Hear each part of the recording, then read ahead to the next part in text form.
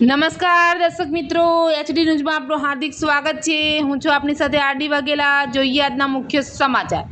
વિશ્વ પર્યાવરણ દિવસે ઓલપાડ તાલુકા પંચાયતની સાયકલ યાત્રામાં ધર્મેન્દ્ર પટેલનું સન્માન।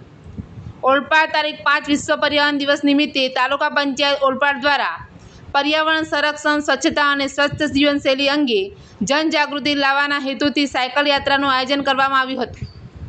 આ કાર્યક્રમમાં મોટી સંખ્યામાં નાગરિકો, યુવાનો અને સાયકલિંગ પ્રેમીઓનો ઉત્સાહભેર ભાગ લીધો હતો। કાર્યક્રમમાં લોકસભાના સાંસદ મુકેશભાઈ દલાલ તેમજ પૂર્વ મંત્રી અને ઓલપાડ વિધાનસભાના ધારાસભ્ય મુકેશભાઈ પટેલ વિશેષ ઉપસ્થિત રહ્યા હતા। કાર્યક્રમ દરમિયાન શિક્ષણ અને સામાજિક ક્ષેત્રે સક્રિય બાળોદ ગામના વતની ધર્મેન્દ્ર પટેલનું સન્માન કરવામાં આવ્યું હતું। અધ્યક્ષ સ્થાને સંબોધન કરતા મુકેશભાઈ પટેલે પર્યાવરણ જતન, વૃક્ષારોપણ, પ્લાસ્ટિક મુક્તિ, સમાજ અને નિયમિત સાયકલિંગના મહત્વ અંગે માર્ગદર્શન આપ્યું હતું। તેમણે જણાવ્યું હતું કે સ્વચ્છ અને હરિયાળું પર્યાવરણ આવનારી પેઢી માટે શ્રેષ્ઠ વારસો સાબિત થઈ શકે છે। સાયકલ યાત્રામાં ધર્મેન્દ્ર પટેલ ઉપરાંત સુરત સાયકલિંગ ટીમના આગેવાનો અને સભ્યો પણ જોડાયા હતા। યાત્રા દરમિયાન સ્વચ્છતા, આરોગ્ય અને પર્યાવરણ સંરક્ષણ સંદેશ સાથે જનજાગૃતિ ફેલાવવામાં આવી હતી।